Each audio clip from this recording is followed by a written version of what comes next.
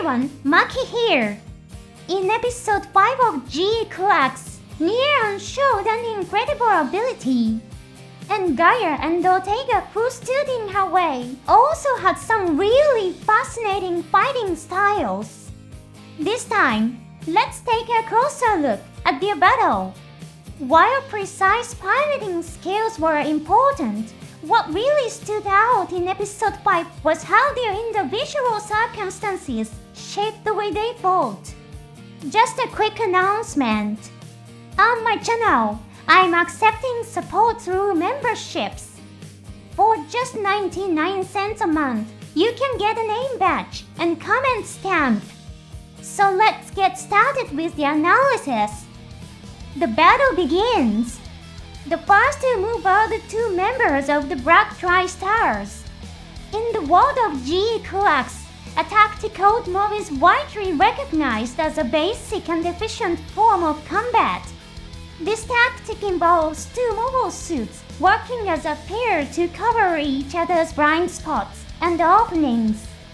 The Black Tri-Stars domes, however, move at high speed while remaining tightly coupled.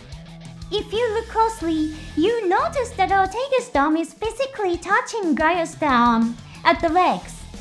Under the influence of Minovsky particles, which cause communication interference, the mobile suits sometimes make contact to communicate. This is a concept created by Mr. Yoshiyuki Tomino. In this scene, there's a deliberate emphasis on the dome speeding toward the enemy while remaining in close contact. Even from Nyaan's cockpit view, we can see that the domes are moving in extremely close proximity. In this situation, the strategy of one ally covering the risk when the other ally is discovered cannot be used. They are deliberately not using the mob tactic. The Black Tri-Stars have a method of combat known as the jet stream attack. This strategy involves three mobile suits lining up in a straight line and charging the enemy in a coordinated attack. This tactic allows them to use weapons like bazookas, which aren't great for rapid fire, one after the other, or to follow an ally's attack with one from a different direction, while the enemy is distracted. It's also often described as extremely effective against battleships. In space, there is no air, and light doesn't behave as stably as it does on Earth. As a result, human depth perception doesn't function normally. In environments where optical sensors and cameras are disrupted by Minovsky particles, it becomes very difficult to accurately identify overlapping objects. So why did the Black Tri-Stars use the jet stream attack instead of the mob tactic? Gaia said that GQuuuuuuX was piloted by amateurs. Maybe they thought an older tactic would still be enough to win against inexperienced opponents. But there might be another reason. Think back to the scene where the Black Tri-Stars were working aboard a spaceship. They had lined up items like a 3-star charm and a keychain with 3 skulls. They clearly have a deep love for their glorious past. That's probably why they're so attached to the fighting style they created. Also, the normal suits they wear are old models. Ixabi, on the other hand, wears the latest normal suit. It's possible that the Black Tri-Stars just couldn't get new ones after they left the military. But it's also fun to think that they might be wearing the old suits on purpose. Gaia yells "Go home" and play video games as he fires his bazooka. Nyaan dodges the bazooka round.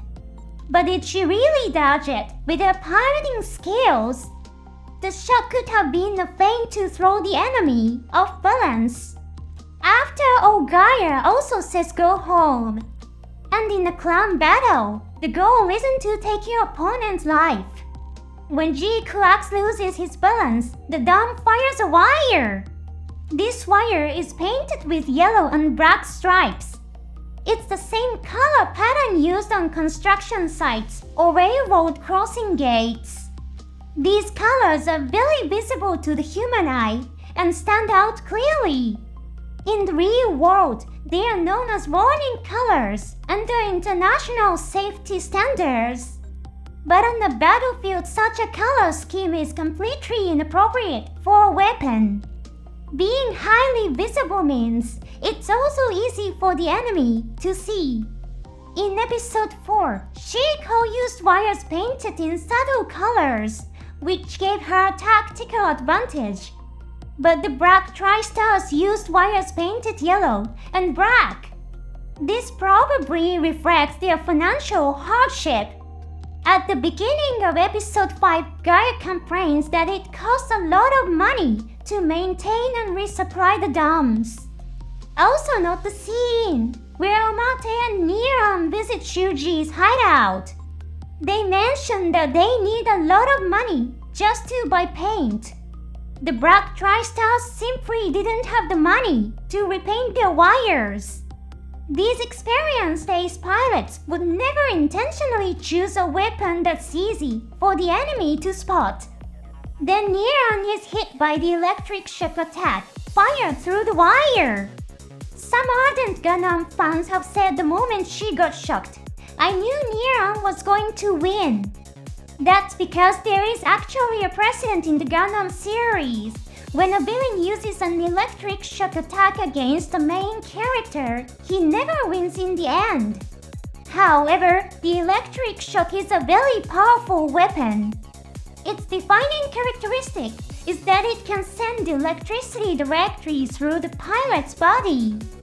Human muscles stiffen when exposed to electric current. It's a scientific reaction, so no amount of training or willpower can overcome it. Some fans ask why don't mobile suits as military weapons have systems to block external electrical attacks. I've had the same question myself, but there's no clear answer in the official settings. Maybe it's because if you're close enough to land a wire attack, you could probably just hit them with a regular firearm, making the electrical attack kind of pointless. And it would be wasteful to design countermeasures for a pointless attack. In this sense, electroshock weapons might have been designed for a different purpose, to capture rather than kill. This invention takes advantage of the fact that mobile suits have no countermeasures against electrical attacks. And in a setting like a clan battle, where killing the opponent isn't the goal, a wire-based electric weapon might actually be quite effective. Let me take a small detour from today's main topic. After hearing all about the wire attack, some of you might be wondering about Shiko's fighting style. If she could do a wire attack, wouldn't it make more sense to just shoot the enemy directly? This is just my speculation, but I think there's a clear reason behind Shiko's wire tactics. The movement allowed by the wire allows her to perform maneuvers that are not possible with AMBAC, the standard mobility system in mobile suits. Even ace pilot Shalia Bull could only speculate saying she's probably using some kind of hook to control her trajectory. A normal pilot wouldn't even be able to analyze Shiko's piloting. That's because Shiko is an ace who has killed over 100 enemies. If you meet her, it's almost certain that you won't make it out alive. There's simply no time to calmly analyze her tactics. I believe Shiko would land a wire on an enemy, then use that complex trajectory to take out other nearby enemies, and finally destroy the original enemy she had hooked. By fighting this way, she combines the element of deliberately landing a wire with performing movements that Amba can't handle to avoid enemy attacks. But again, that's just my personal interpretation. Let's look forward to the possibility of Shiko's tactics being revealed in a spin-off one day. Let's go back to the battle between the Black Tri-Stars and Nyaan. One of the Nyaan mentions the purpose of the electroshock is to damage the pilot inside. Mobile suits are powered by nuclear engines. They are capable of generating immense amounts of energy, enough to power beam weapons. So of course, it should be possible to generate electric shock strong enough to kill the pilot inside. In the real world, there have been fatal electrocution accidents caused by devices like smartphones or hair dryers. With the electricity produced by a nuclear engine, it would be easy to kill a person by electrocution. Then why choose such an inefficient method that only causes damage? In a clan battle, victory is achieved by destroying the head of the mobile suit, so there's no need to kill the opponent. However, the fact that Shuji wasn't disqualified after killing Shiko means that killing the opponent itself isn't against the rules. This is also just my speculation, but isn't it possible that killing the other person could result in some disadvantage? In episode 4, it was revealed that weapons development companies participate in clan battle for promotional purposes. If we continue to fight in a way that causes harm to large capital organizations such as the military industry, won't we be prevented from participating in clan battles altogether, or be subject to retaliation outside of clan battles? It may be a coincidence, but in episode 5, Amate is temporarily blocked from entering a clan battle by Ixabi. If such disadvantages exist, then the Black Tri-Star's use of electroshock not to kill but to incapacitate makes perfect sense as a rational strategy. Then, with Nyaan's GQuuuuuuX immobilized, the dam begins attacking repeatedly with kicks and punches. It looks like the Black Tri-Stars are completely dominating the fight. But some viewers may have wondered if they're close enough to land kicks and punches, wouldn't it be more efficient to use the bazooka? This may be related to what we mentioned earlier, that in a clan battle, it's better to avoid killing your opponent. Also, as we discussed earlier, Gaia complains about how expensive it is to resupply the dams. They probably wanted to avoid using bazooka rounds unless absolutely necessary. It's a stark contrast to episode 4, where she'll fighting as a pilot backed by a military company, fired her beam rifle repeatedly without hesitation. While the Black Tri-Stars are laughing wildly as they attack with kicks and punches, deep down they may have been thinking, if we used our ranged weapons, this would be over a lot faster. When Nyaan finds herself in a desperate situation, Haro advises her you can't win, so run. But Nyaan yells shut up and kicks Haro away. Almost as if in response to Nyaan's emotional outburst, the Omega Cycle in GQuuuuuuX activates.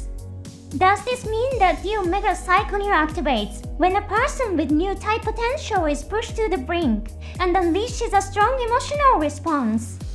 At this point, we don't know. Nyaan grips the joystick roughly. Her expression and tone become more aggressive.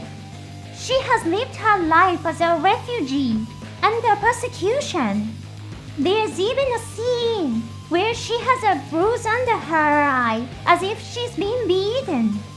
And in episode 5, she reacted to the military police with a resigned attitude, as if she had given up resisting. There is a psychological phenomenon in the real world where people who have suffered abuse or persecution can suddenly display extreme aggression when they get their hands on a gun. This is recognized in fields such as psychology and psychiatry.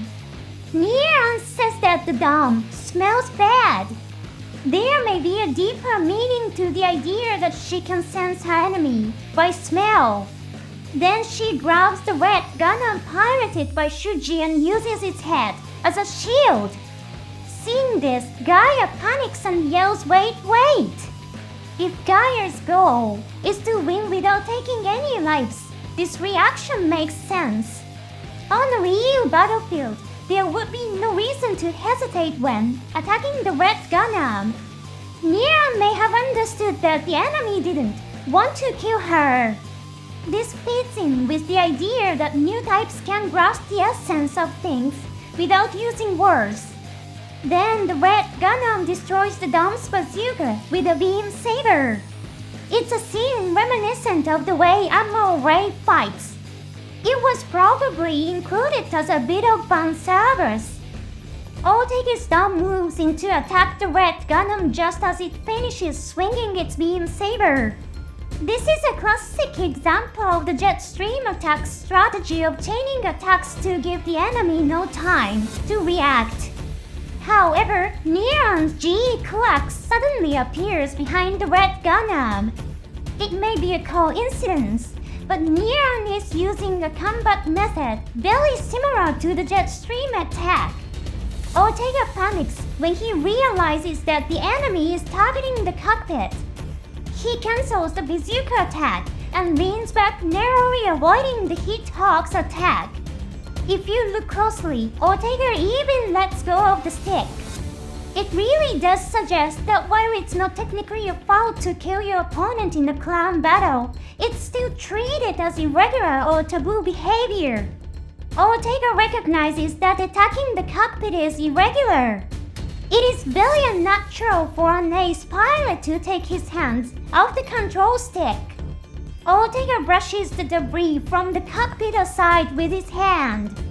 This mirrors the move that Rambo Rao made during his battle with the Gundam in First Gundam.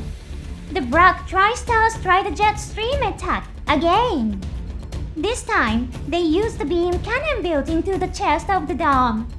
In the first Gundam, the Dom also had a chest-mounted beam weapon, but it was described as too weak to do any real damage and was only used to blind the enemy. It seems that in the world of GQuuuuuuX, the Dom's chest beam cannon is also just a blinding weapon. Nyaan fires a dummy balloon at the Dom. In areas filled with Minovsky particles, the mobile suit's cameras cannot transmit raw images. Instead, what the cameras capture is processed by computer graphics and displayed on the cockpit monitors. As a result, balloons shaped like mobile suits appear on the screen as if they were actual mobile suits. That's the intended effect of the dummy balloons. However, if they're used at too close a range, the enemy can visually see the balloon coming out of the mobile suit. The computer graphics correction kicks in only after the balloon inflates into the shape of a mobile suit. Gaia sees the balloon appear. Instead of slashing it with his sword, he pushes it aside with his arm. Did you notice something? The jet stream attack is originally a tactic that requires 3 mobile suits to coordinate their attacks. But Gaia and Otega are only 2, so they're using an incomplete version of the jet stream attack. Meanwhile, Nyaan uses dummy balloons to simulate a full 3-unit jet stream attack, even if it's a simplified version. Just as Gaia uses his arm to deal with the balloon, the red Gundam appears right in front of him. Gaia attacks with his heat saber, but it's blocked by the shield of the Gundam. And unlike a beam saber, the heat saber is a physical blade. When it gets stuck in the shield, the Dom loses its ability to attack. Then GQuuuuuuX appears from behind the red Gundam. Nyaan now launches a true jet stream attack against Gaia. However, the Black Tri-Stars are the original creators of the jet stream attack. Otega's Dom comes out from behind Gaia's and tries to counter with a bazooka. Maybe he's acting out of pride as an ace pilot. The Dom slams his shoulder into GQuuuuuuX's arm, forcing him to drop the Hit-Hawk. Otega then aims his bazooka at GQuuuuuuX's head. This move ultimately seals the Black Tri-Star's defeat. If Ortega had aimed for the cockpit at that moment, Nyaan probably wouldn't have been able to dodge. Instead, he remained rational and focused on winning the crown battle. Having stepped away from the battlefield, away from the killing, Ortega may have lost the resolve to do whatever it takes to win. Gaia had also spoken of doing whatever it takes to win before launching the jet stream attack. But perhaps after repeatedly participating in clan battles, they stopped being true warriors. Nyaan barely managed to dodge the bazooka round. If Ortega had aimed for her torso instead, she probably wouldn't have escaped. By fixating on destroying the head, Ortega lost his chance to win. Then Nyaan sees the beam saber mounted on the back of the red Gundam. Her expression at that moment is open and full of light. But the beam saber is a weapon designed to kill. Of course, because it's a robot Annie, we see this as an exciting moment. But in reality, it's not something to grasp with joyful expression. The contrast between Nyaan's beaming face and the brutal reality of what's happening is a deeply affecting moment. It would be fair to interpret this as a depiction of someone who has been persecuted all his life becoming violent when he finally gets a gun in his hand. Unlike Ortega, Nyaan shows no hesitation in aiming directly for the cockpit. Ortega tries to block the attack using his bazooka as a shield. Any ace pilot with real battlefield experience would understand that metal armor is useless against beam weapons. But in a desperate attempt to survive, Ortega instinctively uses his bazooka to defend himself. At this moment, Ortega is no longer portrayed as a soldier, but simply as a human being. Although it may seem like a cool scene because they are piloting a mobile suit, it also gives the impression of being a very scary and sad scene. Nyaan declares, "I don't have to fit in anymore. Things will be the way I want them to be." It's a powerful statement from someone who has spent her life watching the expressions of others and obeying without question. Now she is free to follow her own feelings. GQuuuuuX then slices the dome cleanly in half with her beam saber. It's a visual callback to a scene from First Gundam, a piece of fan service. Shaken by Ortega's death, Gaia's dome's head is destroyed by Shuji's red Gundam. And then a strange thing happens. The entire body of the dome explodes after its head is destroyed.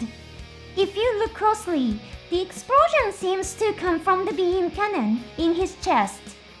Could it be that the heat from the beam saber was transferred to an internal system designed to channel beam energy? It's unclear why the entire dome exploded from a headshot. There was a similar scene in episode 2 where the Zero, one Gundam exploded completely after only its head was destroyed by Shah's attack. This could simply be a case of prioritizing the dramatic effect of the enemy exploding. In 0083 there's a scene where Jim Custom takes a bullet to the stomach, and sometime later its internal systems fail and the whole body explodes. So it's not entirely impossible for a mobile suit to suffer total destruction after a small initial breach. And so, Nyaan and Shuji claimed victory. And they both won by killing their opponents. In episode 4, Amata said if you're not willing to kill, you never get to where Shuji is. But in episode 5, Nyaan ended up in the same place as Shuji very quickly. What will happen to the friendship between Amata and Nyaan from now on? Besides, the Pomeranian ants have already taken 3 lives. And it's possible that Shiko's partner is dead as well.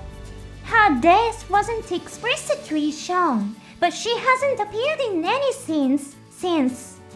That would make 4 people dead. This could become an important factor in shaping their future. Also, the scene where Nyaan activates the Omega Psychoneu bears a slight resemblance to Evangelion.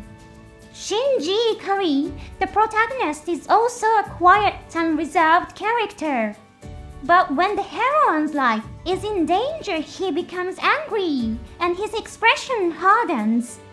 Maybe Nyaan's expression at that moment was a little nod to Evangelion fans. Thanks for watching until the end. I'll see you in the next episode.